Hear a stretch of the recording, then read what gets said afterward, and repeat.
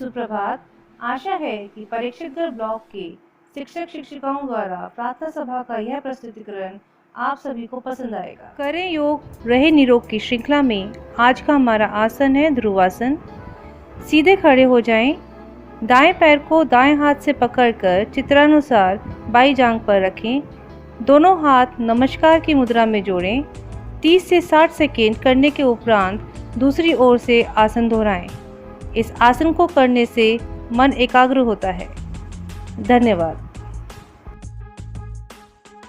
नमस्कार। आज का सुविचार, thought of the day. Happiness is for those who strive to make others happy. खुशी उनके लिए है जो दूसरों की खुशी के लिए प्रयासरत रहते हैं।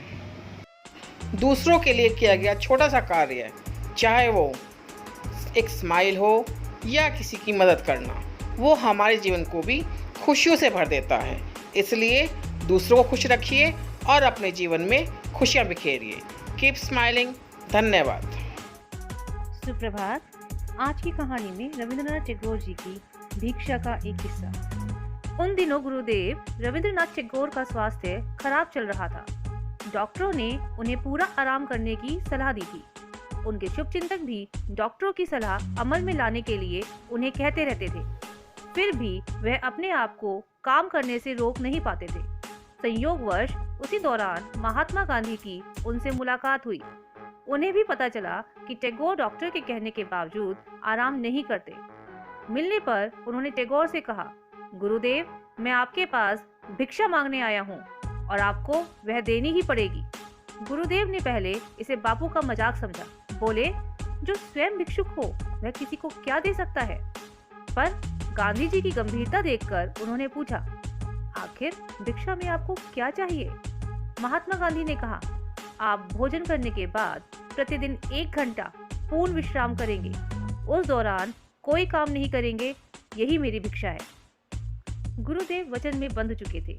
गांधी जी की बात मानने के अतिरिक्त उनके पास कोई चारा न था, तो उन्होंने सहमति जताई। अब गुरुदेव प्रतिदिन भोजन करने के बाद 1 घंटा पूरी तरह विश्राम करते थे। इस नियम को वह भंग नहीं होने देते थे। उनकी यह दिनचर्या का एक अभिन्न अंग बन गया था। एक दिन अचानक आचार्य क्षिति मोहन सेन उनसे मिलने उनके घर पहुंचे। संयोग से वह समय उनके आराम करने का था। क्षिति मोहन सेन के आने की खबर उन्हें लग गई। कदमों की आहट पाकर गुरुदेव ने कमरे में बैठे बैठे पूछा, ठाकुर दादा आए हैं क्या। इस पर क्षिति मोहन सेन ने कहा, हाँ, पर आप कमरे में ऐसा क्या कर रहे हैं जो स्वागत की परंपरा भी भूल गए। रविंद्रनाथ टैगोर ने कहा, दादा, अकारण ही कमरे में नहीं बैठा हूँ।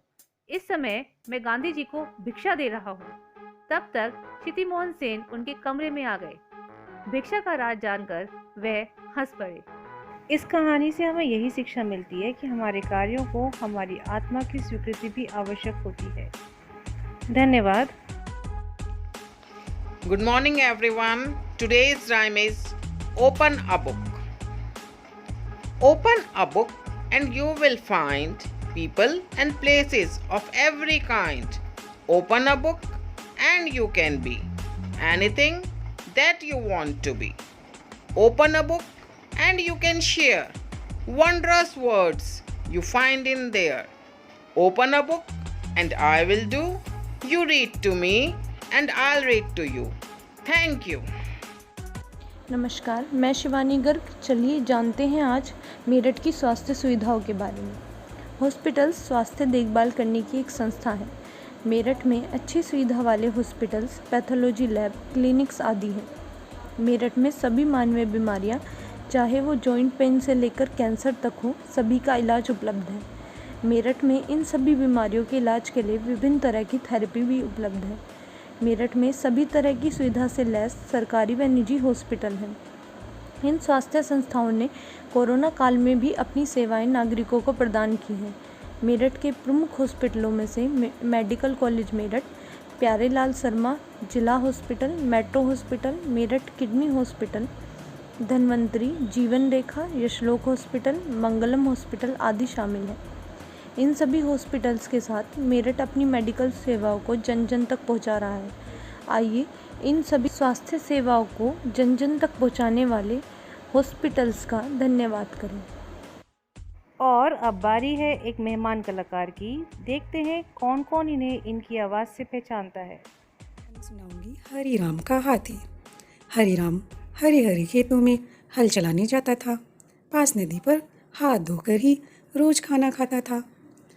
हेमू हाथी खेतों में उसका हाथ बटाता था और रोज नदी पर उसके साथ पानी पीने जाता था। एक दिन हाथी ने सूंड को धीरे धीरे से हिलाया और पानी भरकर हरिराम को खूब नहलाया। हरिराम ने हाथी को समझाया, हाथी राजा, मैं तो हाथ धोने आया था, तुमने तो मुझको ही नहलाया। बात समझ में आई। हाथी ने धीरे से सूंड हिलाई, बोला, गलती हो गई भाई, अब मैं खुद ही नहाऊंगा, तुम्हारे तो मैं सिर्फ रोज हाथ ही धुलवाऊंगा। और ऐसा कहकर हाथी वहाँ से चल दिया। हाथी कैसे चला? सूंड हिलाकर आगे बढ़ा, बड़े बड़े कान हिलाए, छोटी छोटी पूंछ घुमाए। Thank you Rachna ma'am. नमस्कार। चलते चलते में आज हम आपके सामने एक चित्र लाए हैं। इसमें मधुमक्खी को अपने घर पहुंचना है। अब रास्ते में उसे क्या क्या दिखाई दे रहा है, उन सभी चीज़ों के नाम इंग्लिश और हिंदी में लिखकर अपनी मैम को दिखाएं। धन्यवाद।